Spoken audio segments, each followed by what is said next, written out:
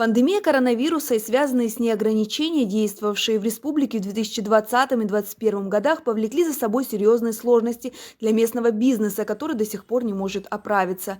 Вторым ударом по экономике Абхазии грозят стать последствия западных санкций в отношении России, последовавших в результате военной операции на Украине.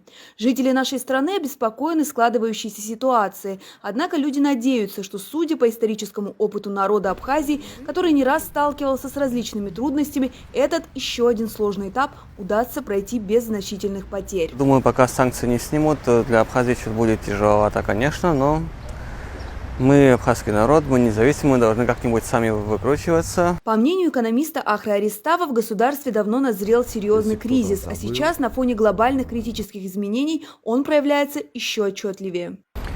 Я думаю, что здесь надо акцентировать внимание на том, что правительство не предложило народу и обществу созидательную повестку. Это длится уже 2 года. Мы не слышим ни о каких планах, мы не слышим ни о каком развитии.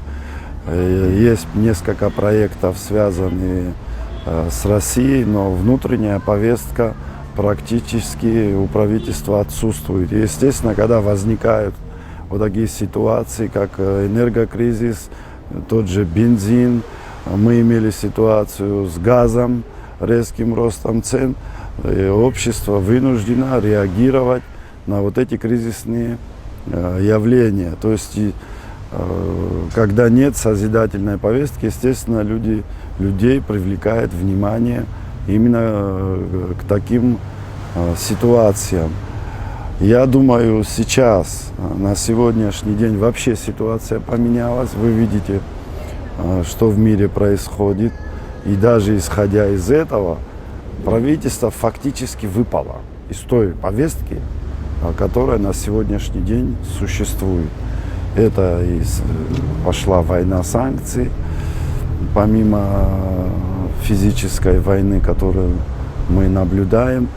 И никакой реакции уже 11 дней на те тревоги, скажем так, простых граждан, те волнения, связанные вот со всей этой мировой обстановкой, у правительства на это нет никаких ответов. Есть реакция главы государства, это признание Донецкой и Луганской Народной Республики, а у правительства мы пока не видим никакой реакции. Большинство жителей Абхазии поддерживают политику России на Украине. Они открыто говорят об этом, участвуют в различных акциях и высказывают свое мнение в интернете. Однако безоговорочная поддержка стратегического партнера не отменяет того, что Абхазия должна рассчитывать на себя и искать подходящие пути выхода из грядущего кризиса в расчете на собственные силы. Абхазия связана с Россией всеми узами. Все, что будет в России, то будет в Сухуми.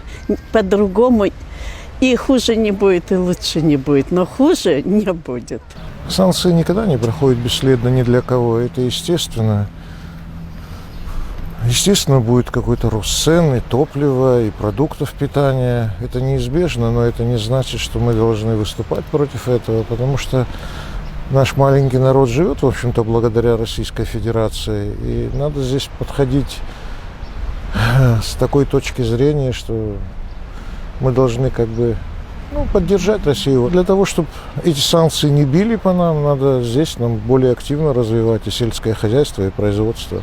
Другого пути у нас нет. Подъем сельского хозяйства и других ведущих отраслей экономики и так являются приоритетными задачами для полноценного развития республики и требуют планомерной и долгосрочной работы. Настоящая ситуация диктует свои правила, и для выхода из нее не обойтись без помощи диаспоры. Тем более, что подобная практика показала себя достаточно действенным механизмом не только в современной жизни, но и в историческом прошлом страны, считает Ахра Аристава. Есть, во-первых, история выхода с этих кризисов. Мы можем посмотреть, какие шаги предпринимал в те времена Нестор Лакоба. Мы можем посмотреть, какие шаги предпринимал Владислав Григорьевич Ардзинба. В первую очередь были поездки к нашей диаспоре, не через кого-то лично. И Нестор Лакоба ездил для того, чтобы люди вернулись домой, потому что страна в опасности была. И Владислав Григорьевич лично ездил.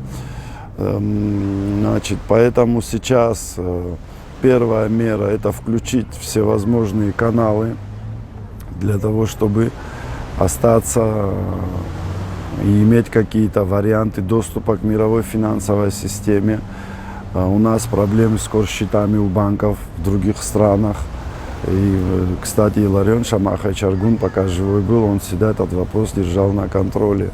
Другой вопрос, помимо абхазской диаспоры, у нас есть армянская диаспора, у нас есть русская диаспора, у нас есть греческая диаспора, всех надо подключать. Никто не мог предвидеть такой серьезной эскалации конфликта между Россией и Украиной. Однако предпосылки для нее появились гораздо раньше, и нашему правительству к ним необходимо было присматриваться, дабы заранее сыскать альтернативные решения для выхода из потенциально сложных ситуаций, подчеркивает Арестава. Первый признак был, когда Россия поставила вопрос перед Соединенными Штатами, в первую очередь, о гарантиях безопасности. Второй был признак, когда Россия уже несколько лет стала закупать золото. Это был признак того, что Россия к чему-то готовится. Третий признак, очень ускоренно Россия запустила национальную платежную систему. И, естественно, когда идут такие события, всегда надо иметь план Б, план С. Сейчас много говорится о том, что нынешние санкции против России беспрецедентные и должны ударить по всем сферам страны с разрушительной силой. Однако в истории есть периоды, когда Советский Союз находился в еще более сложной ситуации, нежели современная Россия. Например, когда после революции правительство СССР попросту не признавалось мировым сообществом. Об этом стоит помнить и жителям Абхазии. Да, санкции, безусловно, отразятся на жизни республики, но их негативный характер можно снизить при помощи правильной политики, говорит Ахра Арестава.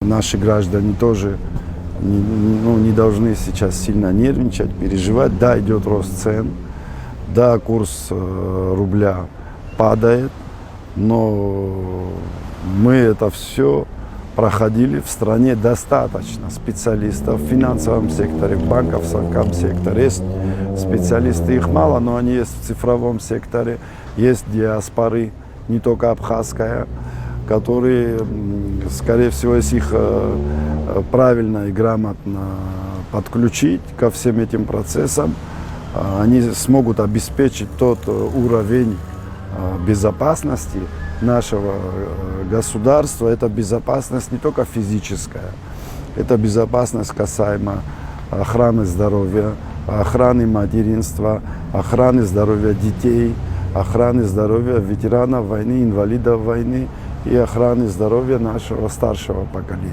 Что касается повестки внешней политики, то мы должны открыто говорить о том, что наша позиция по поводу НАТО совпадает с позицией Российской Федерации, так как для Абхазии принципиально важно, чтобы к нашим границам не приближались структуры Западного альянса, подчеркивает Арестава. Дело в том, что мы наблюдали последний год, особенно полтора, активность НАТО, Черноморский регион, к которому мы относимся. Постоянные учения, заход кораблей военно-морского флота Соединенных Штатов. И там не только Украину, в это втягивали и Грузию, нам не надо это забывать. И то, что Россия ставит жестко вопрос о том, чтобы НАТО не приближалось к границам России, это касается и нас, и нашей безопасности. И потому что наша позиция такая же, чтобы НАТО не приближалось и к границам Абхазии.